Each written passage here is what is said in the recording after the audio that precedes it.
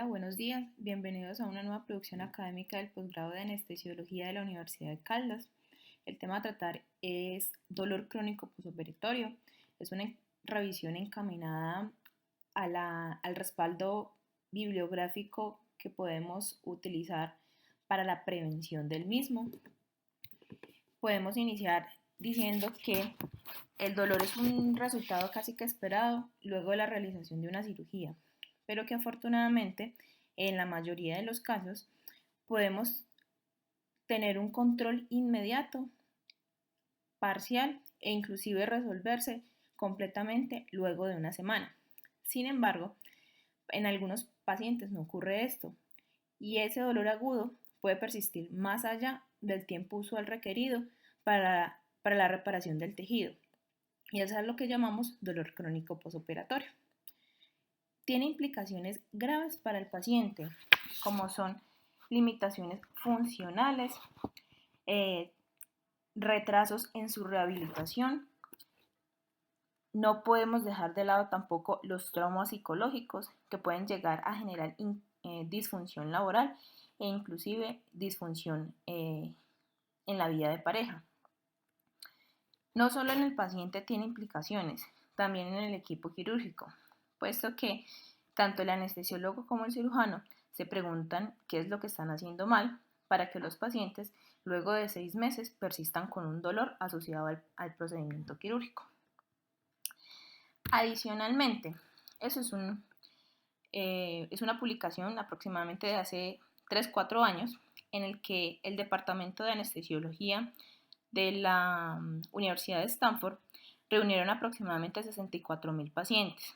Ellos querían establecer cuál era el riesgo del consumo crónico de opioides, comparándolo con el tipo de cirugía a los que eran llevados. En el eje Y tenemos el tipo de cirugía y en el eje X el OR que genera esa cirugía determinada. La tabla se hace o se realiza con un seguimiento a 12 meses del posoperatorio. Donde quiero resaltar cirugías como el reemplazo total de rodilla, la colecistectomía abierta y la mastectomía, que generan un riesgo de 5, 3,5 y más o menos 3 veces mayor a otras cirugías para el consumo crónico de opioides en pacientes que no tenían un uso previo frecuente del mismo. Hablar de dolor crónico posoperatorio es hablar de una definición relativamente nueva. Se empezó a hablar del tema hacia finales de los años 90. En el 2001 se crea una definición inicial en la que se determinaba como aquel dolor que se desarrolla posterior a una cirugía y que duraba al menos 2 meses. Sin embargo, sufrió algunas modificaciones en el 2014, en el que decidieron ampliar el tiempo de persistencia del dolor y generar y construir unos criterios diagnósticos que fueron publicados en el British en el 2014. Debe reunirse las siguientes características para hablar de dolor crónico posoperatorio o dolor persistente postquirúrgico, que son dos términos que se pueden utilizar indiferentemente. Esos criterios incluyen factores como que sea un dolor generado o intensificado luego de un procedimiento quirúrgico, que la persistencia de dolor sea al menos de 3 a 6 meses para ir en congruencia con las definiciones generales de dolor crónico y que además tenga una afección en la calidad de vida del paciente. El dolor no necesariamente es continuo después del postquirúrgico, puede tener un estado o un periodo de estar asintomático y luego resurgir.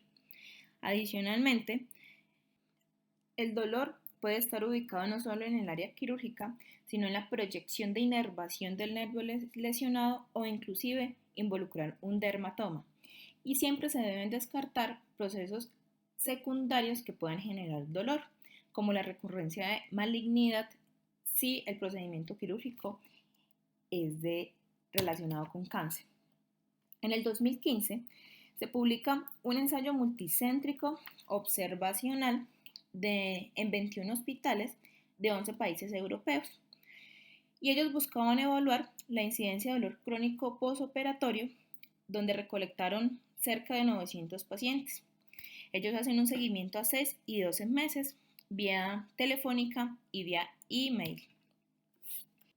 Para resaltar, el 12% de los pacientes presentaron dolor severo a moderado, que es la suma del 9.6 más el 2.2. El 2% de los pacientes a los 12 meses tenían un EVA mayor de 6 y los procedimientos más dolorosos fueron colecistectomía abierta, reemplazo total de rodilla y artroscopia de rodilla.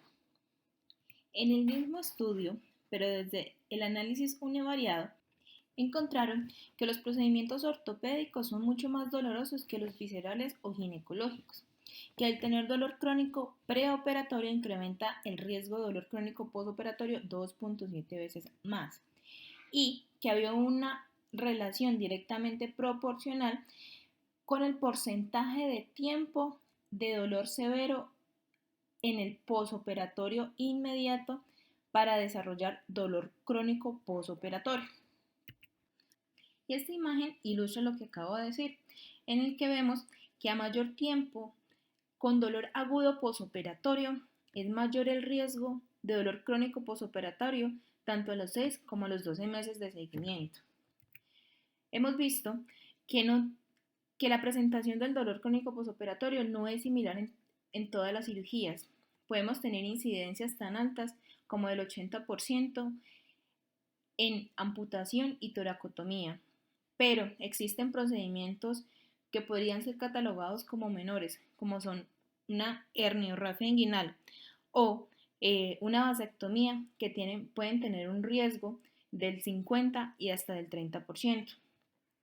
Adicionalmente, tenemos procedimientos tan frecuentes como la cesárea, la histerectomía y la colecistectomía, que también se incluyen dentro de los procedimientos con alto riesgo para presentar dolor crónico postoperatorio. La conversión de dolor agudo a dolor crónico es compleja y muy poco entendida.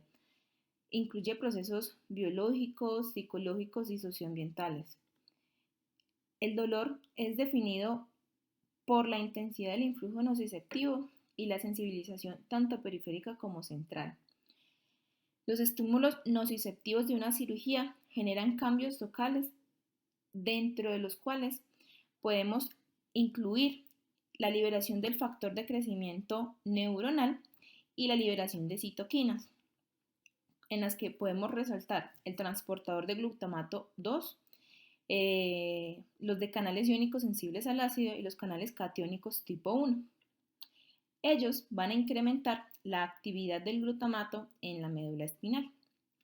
Esta actividad se transmite hasta el asta dorsal de la médula, incrementando la expresión de receptores AMPAR y factor neurotrófico derivado del cerebro, que conduce a la hipersensibilidad sostenida al dolor. Esta activación del glutamato también activa receptores NMDA, que permiten el influjo de grandes cantidades de calcio y es lo que al parecer está muy relacionado con la neuroplasticidad. Desde una visión esquemática del dolor respecto a la interacción del influjo pronociceptivo y antinociceptivo, hay ciertas circunstancias que generan riesgo para la cronificación del dolor postoperatorio. La gráfica número 1 es en condiciones normales. Un paciente es expuesto a una cirugía que produce un desequilibrio a través de la activación sostenida de un sistema pronociceptivo que promueve la hiperalgesia y la alodina, que desaparecen debido a que hay reclutamiento del sistema antinociceptivo propio del ser humano y esto lleva a un establecimiento de un nuevo equilibrio, nunca al establecimiento del equilibrio previo. La gráfica número 2 demuestra que innatamente hay un incumplimiento para el reclutamiento del sistema antinociceptivo, que a pesar de que hay un influjo quirúrgico, no puede contener el estímulo pronociceptivo que ese procedimiento generó. produciendo persistencia del dolor. En la gráfica número 3 observamos un estado de vulnerabilidad al dolor ocasionada por una modificación previa del equilibrio, es decir, el estado final de la gráfica 1, donde vemos que a pesar de que existe una respuesta antinociceptiva del organismo, no alcanza a compensar el daño previamente ocasionado y la injuria actual, ocasionando también dolor postquirúrgico persistente. Dentro de los factores de riesgo podemos clasificarlos aquellos que son asociados al paciente y aquellos que son asociados al procedimiento quirúrgico. Las mujeres, los adultos jóvenes, los pacientes que ingresan con temor a la cirugía, que tienen antecedente de depresión, que tienen catastrofización, tienen mayor riesgo de generar dolor crónico postoperatorio. Pero quisiera resaltar dos eventos que son parte central de la charla, y es que el paciente que tiene un dolor preoperatorio no controlado y un paciente que tiene un dolor postoperatorio agudo no controlado tiene mayor probabilidad de dolor persistente postoperatorio que aquellos pacientes que no lo generan. Por lo tanto, hay que tener un bajo umbral para tratar el dolor de forma agresiva en el postoperatorio y tratar de llevar al paciente al procedimiento quirúrgico de la mejor forma. Los factores de riesgo relacionados con la cirugía es, como ya lo vimos anteriormente, el tipo de cirugía y la lesión nerviosa, que se relaciona con cambios moleculares y celulares que provoca una mayor excitabilidad de las neuronas aferentes primarias. Y la charla va encaminada hacia la prevención porque es la mejor forma de tratar un dolor crónico, evitar que ocurra. El papel del anestesiólogo ante cualquier procedimiento y ante cualquier paciente que tenga un riesgo de desarrollar dolor persistente postoperatorio es brindar una analgesia preventiva. Tener siempre en mente que a más tiempo de dolor agudo, mayor es el riesgo. O siempre recurrir a técnicas multimodales para el control del dolor agudo postoperatorio y, como vamos a ver más adelante, tener las técnicas regionales como uno de los métodos más eficaces para la prevención del dolor persistente postoperatorio. El principal tipo de dolor crónico postoperatorio es de tipo neuropático, hasta en un 50% de los casos. Por lo tanto, los gabapentinoides, al ser la primera línea de manejo de dolor neuropático, se consideraba que pudieran tener un papel importante. Hasta el momento hay una alta variabilidad en los estudios respecto a sus resultados. Este es uno de los metaanálisis publicados por el Dr. Clark, adscrito al Hospital General de Toronto, donde toma pacientes de cirugía cardíaca, disectomía lumbar, herniorrafia inguinal, que fueron manejados con gabapentinoides, pregabalina o gabapentin de forma preoperatoria.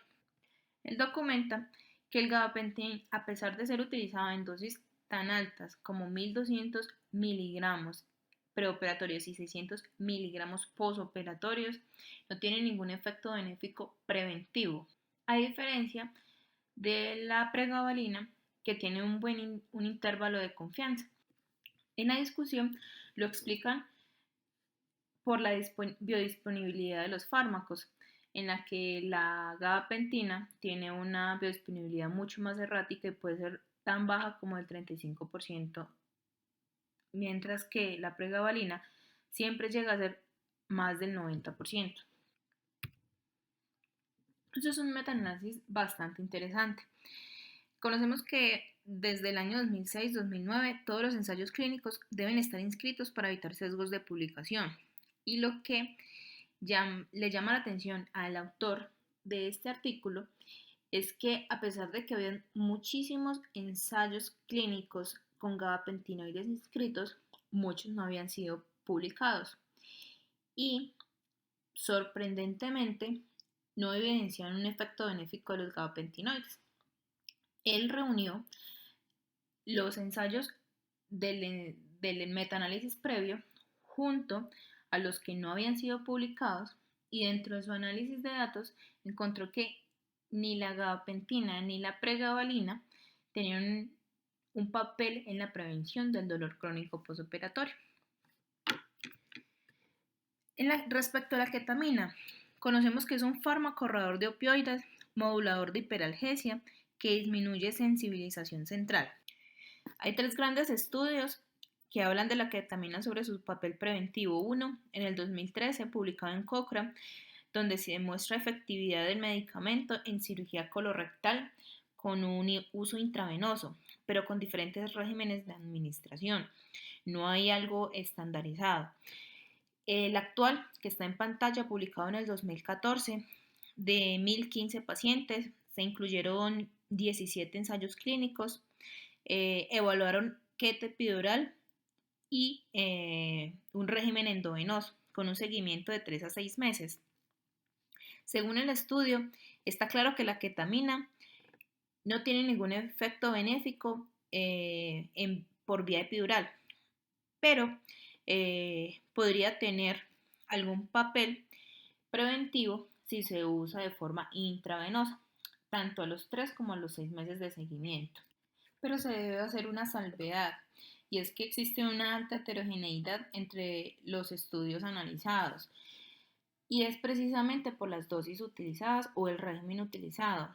Algunos estudios lo utilizaron como dosis única en la inducción, otros mantuvieron una infusión durante el transoperatorio y otros mantuvieron la infusión hasta 24 horas después de la cirugía. Por lo tanto, no hay un estándar en la dosis. El último estudio que evalúa ketamina está publicado en el 2015, que es un metaanálisis en el que no se evidencia ningún efecto benéfico de ketamina respecto a la prevención de dolor persistente postoperatorio. La lidocaína tiene muy pocos estudios evaluando su papel preventivo. El más representativo está publicado en el 2012, donde se toman pacientes que fueron llevadas a cirugías de mama en las que se utiliza una dosis bolo en la inducción y se mantiene una dosis durante el transoperatorio y se persiste con esa infusión 1 hora después de terminada la cirugía, encontrándose menor intensidad de dolor en aquellas pacientes en las que se usaba lidocaína. Las técnicas regionales son una piedra angular en la prevención de dolor persistente postoperatorio, puesto que se crea una barrera para los estímulos dolorosos, que de otro modo desencadenaría el aumento de una fuerza sináptica en el asta dorsal entre la neurona nociceptiva primaria y la secundaria. Este es un metaanálisis reciente en el que se evalúa la eficacia de la analgesia epidural post-toracotomía, donde se demuestra un gran beneficio en la prevención, siempre y cuando se use de forma intra y posoperatoria. Cabe resaltar que otras técnicas regionales no han sido evaluadas como prevención de dolor persistente postoperatorio, a excepción del bloqueo paravertebral en cirugía de mama, que también tiene evidencia favorable como factor preventivo. La clonidina tiene un estudio que la evalúa en el contexto de cirugía colorectal vía epidural a dosis de 300 microgramos con una reducción de la incidencia de dolor crónico a los 6 y 12 meses de seguimiento. Respecto a los AINES, solo hay un estudio que evalúa ibuprofeno sin ningún efecto preventivo. El acetaminofén no cuenta con estudios evaluando su papel en el dolor crónico postoperatorio. Y respecto a los esteroides, hay un estudio para metilprednisolona, otro para hidrocortisona y otro para dexametasona. Sin embargo, los resultados no son muy favorecedores y están en contravía respecto a la fisiopatología de la persistencia del dolor postoperatorio. Por lo tanto, hasta el momento no son recomendados como forma preventiva. El cirujano también tiene un papel importante en la prevención, que es procurar por técnicas menos invasivas, tener una disección cuidadosa de los tejidos para evitar injuria nerviosa y minimizar el tiempo quirúrgico, puesto que se ha evidenciado que las intervenciones más duraderas tienen o desencadenan mayor dolor crónico postoperatorio. Respecto a la modificación de la técnica quirúrgica, podríamos mencionar que se basa en la teoría de que a menos daño tisular ocurre menos dolor. Sin embargo, algunos estudios, por ejemplo en aniorragia inguinal, demuestran que hacerla por vía laparoscópica no disminuye el dolor crónico postoperatorio, al igual que en cirugía de tórax. Por lo tanto, es llamativo y genera en este momento un interrogante y una vía de investigación. Los quiero invitar a todos que cuando tengan un paciente y una jornada quirúrgica se hagan las siguientes 4 preguntas y es que estoy frente a un paciente que tiene factores de riesgo para DCP o estoy ante un procedimiento que puede generar alto riesgo de dolor crónico, para que nos programemos y utilicemos a la luz de la evidencia las técnicas que puedan prevenirlo de alguna manera. También es importante interrogarse si ese paciente tiene un dolor preoperatorio no controlado, para que recurramos a técnicas regionales, a PCA o analgesia intravenosa para tratarlo de llevar al transoperatorio de la mejor forma. Y por último, siempre estar pendiente de nuestros pacientes en la sala de recuperación, evaluando no solamente el riesgo de complicaciones respiratorias y cardiovasculares, sino también la presencia de dolor agudo y lo podamos tratar de forma oportuna. Finalmente, los puntos claves de la revisión es que debemos hacer un manejo eficiente del dolor agudo perioperatorio. El dolor crónico posoperatorio es una complicación frecuente e incapacitante y que usualmente los anestesiólogos que no se dedican a algología no lo ven con mucha frecuencia, por lo tanto lo tendemos a olvidar. Hay una gran importancia en los equipos transicionales del dolor, puesto que a pesar de que se haga un muy buen trabajo en el control preoperatorio, intraoperatorio y en el inmediato posoperatorio, es importante continuar con ese buen manejo en las salas de hospitalización. Y aquellas cirugías de alto riesgo se deben tomar todas las medidas posibles en pro de la analgesia preventiva. Los invitamos a seguirnos en nuestras redes sociales. En Facebook nos encuentran como Anestesia UDC y en YouTube nos encuentran como Posgrado de Anestesiología Universidad de Caldas.